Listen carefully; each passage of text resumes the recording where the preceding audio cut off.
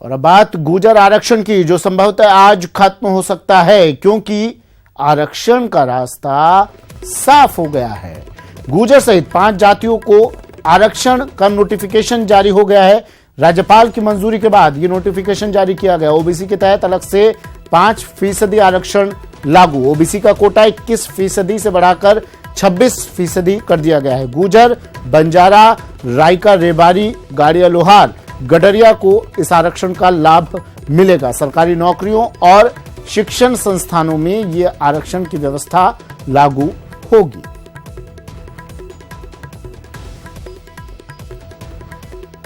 गुर्जरों की जो मांगे थी, आरक्षण की मांग को लेकर ट्रैक पर जमे हुए थे पटरी वाले बाबा। आज शायद ये ट्रैकमैन, ये पटरी वाले बाबा पटरी से उतर जाएं। बातचीत की जा रही है, लेकिन उन्होंने साफ कह दिया है कि भैया पहले मैं इस विधेयक को पढ़ लूं, समझ लूं, उसके बाद ही कोई फैसला लूंगा। यानी फैसला का फैसला विधेयक पढ़ने के बाद आएगा।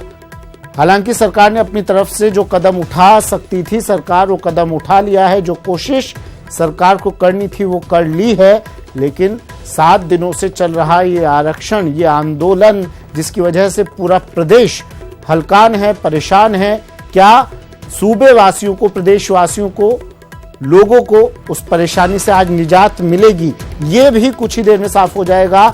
5% आरक्षण की मांग का मुद्दा गुर्जरों का। आईएएस नीरज के पवन जो लगातार मध्यस्थता कर रहे हैं सरकार और गुर्जरों के बीच में, वो रेलवे ट्रैक पर कुछ ही देर में पहुंच जाएंगे।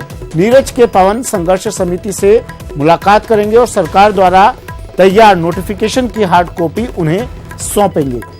सरकार ने गुर्जर आरक्षण में पहली बार पहल की है। नीरज के पवन जो लगातार सरकार और गुर्जर समाज के बीच में मध्यस्थता की भूमिका निभा रहे हैं, वो फिर से पहुंच रहे हैं उस ट्रैक पर, मलारना डूंगर के उस ट्रैक पर, जहां पर कर्नल किरोड़ी सिंह बैंसला पिछले 7 दिनों से जमे हुए हैं, जहां पर ये ट्रैकमैन बैठा हुआ है इस पटरी वाले बाबा से मुलाकात करने के लिए। कर्नल नीरज के पवन कुछ ही देर बाद पहुंच रहे हैं। बातचीत के बाद सामने आएगा कि अब क्या प्रतिक्रिया गुर्जरों की। राकेश शर्मा मेरे सहयोगी हमारे साथ जुड़े हुए हैं। राकेश, कितनी देर में नीरज के पवन यहां पर पहुंच जाएंगे और क्या रुख, जब इसके नोटिफिकेशन के आने के बाद अब क्या रुख गुर्जरों का, क्या प्रतिक्रिया गुर्जरों की तरफ से मिल रही है? बिल्कुल, देखिए सुमित, जिस तरीके से हमारी आईएएस नीरज के पवन से बात हुई है और उन्होंने कहा कि सरकार की जो मंशा थी, उस मंशा के अनुरूप सरकार ने बिल्कुल गुर्जरों को पूरी 100% आरक्षण देने के प्रयास किए हैं। और इस प्रयास में एक पहली बार एक ऐतिहासिक कदम उन्होंने बताया कि जो राज्य सरकार ने उठाया है, क्योंकि विधानसभा में जो बिल पास किया गया है 100% उसको सर्वसम्मति से पास किया गया है।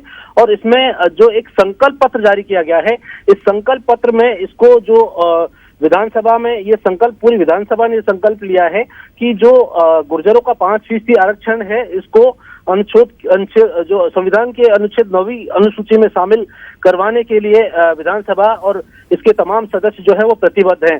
तो ये संभवतः, जैसा हमें आईएएस नीरज के पवन ने बताया है, कि देश की किसी भी विधानसभा में ये पहली बार सर्वसम्मति से पारित हुआ है। तो इससे जो कानूनी अड़चनें जो आनी थी उसमें शायद कोई ऐसी दिक्कत ना आए, क्योंकि विधानसभा में सर्वसम्मति से पारित होने के बाद 9वीं अनुसूची में शामिल होना आसान हो जाता है। और जब 9वीं अनुसूची में अगर गुर्जर आरक्षण शामिल हो जाता है तो संभवतः उसमें फिर कोई कानूनी दिक्कतें नहीं आनी चाहिए, ऐसा ये नीरज के पवन ने हमें बताया है।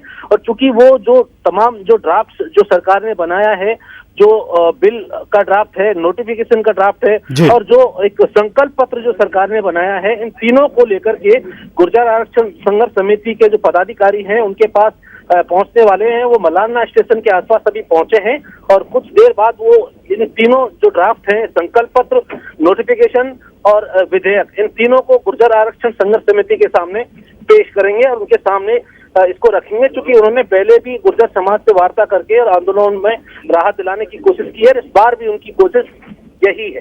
जी अच्छा, अब प्रक्रिया क्या रहेगी? क्या आरक्षण लागू हो गया है या भी कुछ और स्टेजेस इसमें बाकी हैं? केंद्र के पास भेजा जाना है या फिर अब नोटिफिकेशन जारी होने के बाद ये अब लागू हो चुका है प्रदेश में? बिल्कुल देखिए सुमित, चूंकि आरक्षण लागू हो चुका है, सरकार ने जब नोटिफिकेशन जारी किया था उसको तत्काल प्रभाव से लागू कर दिया। यानी आज अगर कोई भर्ती निकलती है तो निश्चित तौर पर जो है आज से ही उन भर्तियों में एसबीसी की 5 सीटें राज्य में उनका आरक्षण के जरिए भरी जाएंगी। लेकिन दूसरी तरफ जहां तक लीगल एस्पेक्ट की बात है, लीगल एस्पेक्ट पर अभी भी जो गुर्जर आरक्षण संघर्ष समिति है वो तमाम सर्व समाज के लोगों से, गुर्जर समाज के लोगों से ये विधिक राय जानना चाह रही है और आम सहमति इस पर चाहती है। और अगर इस बिल को, संकल्प पत्र को और जो नोटिफिकेशन है इसको लेकर सभी समाज के लोग और गुर्जर समाज के लोग एक मत हो जाते हैं तो गुर्जर आरक्षण संघर्ष समिति अपने निर्णय पर, अपने आंदोलन पर फिर नए सिरे से विचार कर सकती है। राकेश, ये और बताइए, वक्त सिर्फ 2 दिन का लगा है इसमें, कल और आज का, फिर क्यों पिछले 13 सालों से इसे अटका के रखा जा रहा था? समस्या कहाँ आ रही थी? बिल्कुल देखिए सुमित, जिस तरीके से चूंकि गुर्जरों की जो मांग थी वो काफी लंबे से समय से, लगभग 13 साल इस संघर्ष को हो गए। पहले जो विधेयक पारित किए गए थे उनमें कहीं ना कहीं कोई खामी रही तो 3 बार विधेयक गिरे। नोटिफिकेशन भी जारी किया गया लेकिन सुप्रीम कोर्ट में जाकर नोटिफिकेशन, सुप्रीम कोर्ट ने उसको रद्द कर दिया और वो भी नोटिफिकेशन रद्द हो गया। तो क्या ये प्रॉब्लम अब नहीं आएगी? इस बार चूंकि सरकार ने सुमित, इस बार सरकार ने ओबीसी के कोटा जो है उसको बढ़ाकर दायरा बढ़ाया है, तो 21 से 26% ओबीसी का कोटा बढ़ाया है। अगर दिक्कत आएगी तो 26% पर आने की संभावना बनती है, जो विविध सलाहकारों से हमारी बात हुई है। दूसरी तरफ जो है चूंकि सरकार ने इसको 9वीं अनुसूची में शामिल करवाने के लिए पूरी विधानसभा ने सर्वसम्मति से संकल्प पत्र जारी। चलिए, शुक्रिया।